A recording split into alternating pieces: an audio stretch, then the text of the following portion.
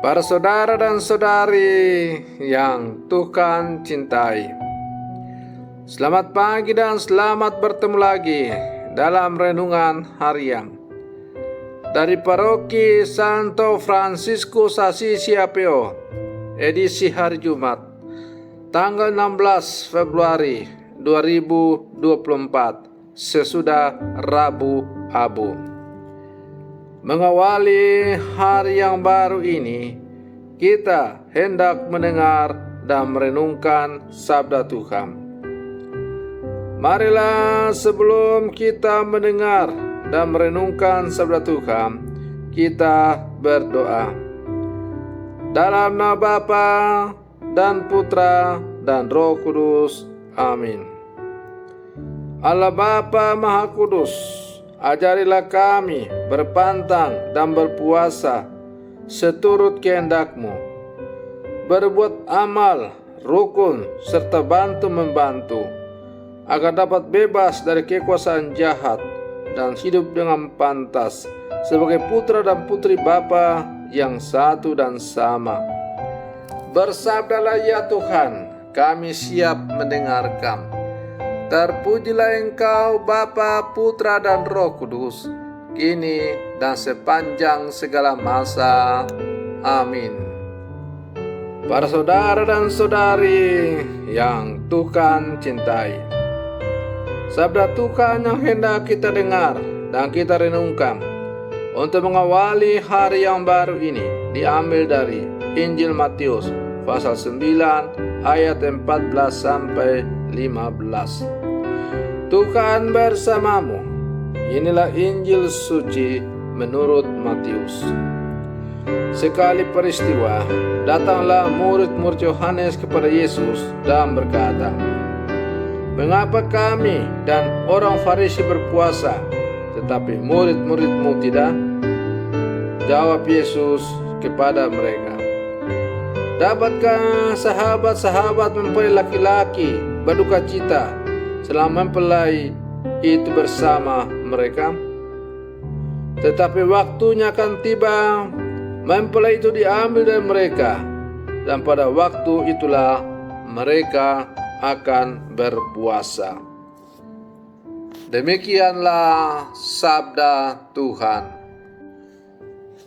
Para saudara dan saudari yang Tuhan cintai, para murid Yesus dalam kisah Injil hari ini yang baru saja kita dengar, tampaknya tidak berpuasa sebagaimana tradisi orang Yahudi.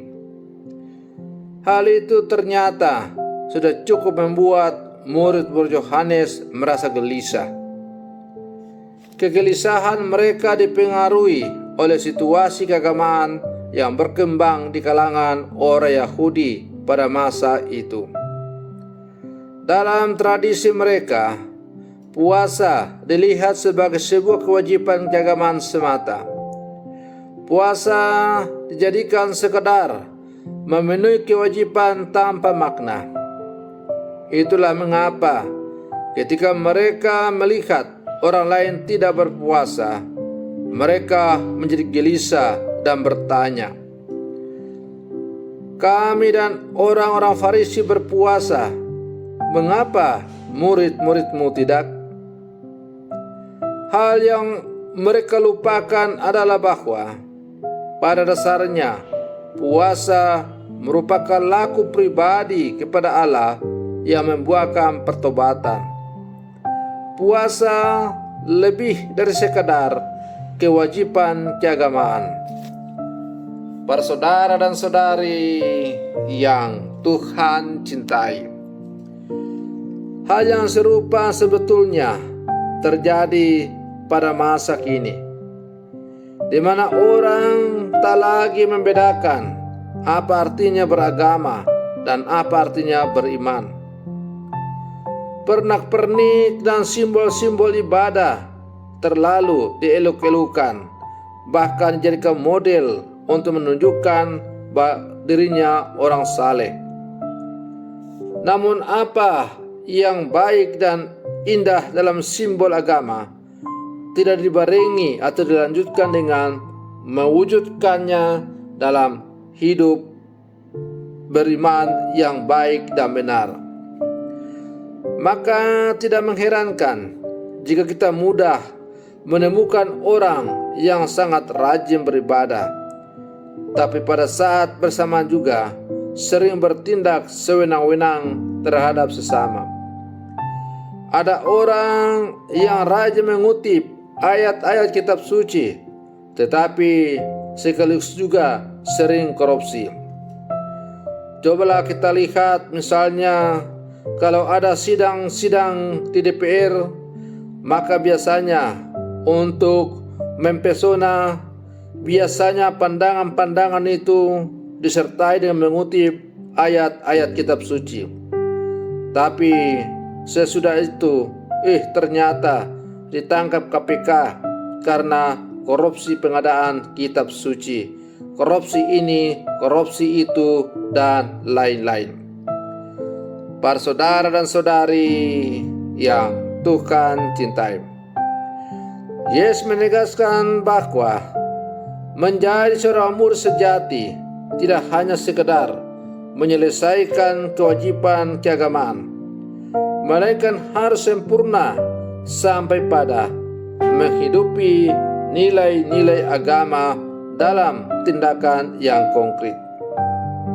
Kepada para murid, Yesus mengingatkan bahwa beragama dengan aneka praktik devosional dan liturgis dimaksudkan untuk membangun relasi dengan Allah dan sesama. Berpuasa misalnya menjadi bentuk persembahan diri dalam pertobatan yang sungguh-sungguh. Berpuasa juga berarti berbagi kasih dengan sama. Bagi Yesus, puasa pada akhirnya bukan soal kemasan atau tampilan, tetapi lebih daripada moto hidup yang hendak dicapai, yakni menjadi pribadi yang semakin bertobat dan berbelas kasih kepada Allah, kepada sesama. Para saudara dan saudari yang Tuhan cintai, sebagai murid-murid Yesus yang hidup zaman sekarang, kita saat ini berada dalam masa retret agung atau masa puasa, atau lebih kenal juga dengan masa Prapaskah, di mana selama masa Prapaskah ini ada 3 hal yang ditekankan oleh gereja, yaitu doa, amal kasih, dan puasa.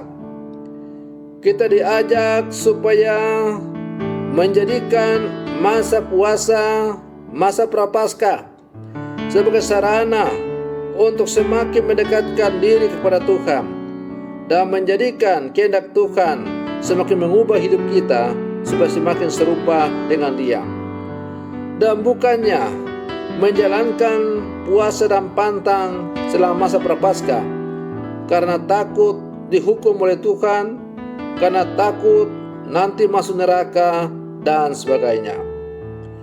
Para saudara dan saudari yang Tuhan cintai, dengan demikian masa Prapaskah atau masa retret agung adalah merupakan kesempatan yang bagus bagi kita setiap orang Katolik, keluarga-keluarga Katolik, orang muda Katolik, anak-anak sekami, kelompok-kelompok kategorial, termasuk saya sebagai seorang gembala.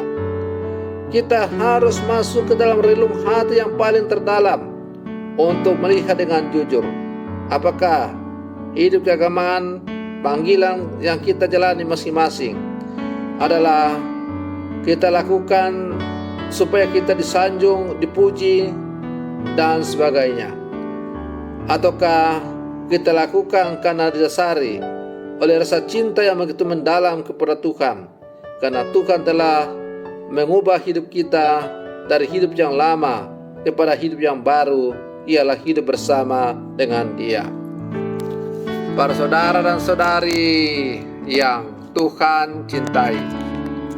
Semoga perlindungan saya untuk mengawali hari yang baru ini semakin menghantar kita untuk menjadi murid-murid Yesus yang sejati yang hidup di zaman sekarang. Semoga demikian. Selamat pagi. Tuhan Yesus memberkati.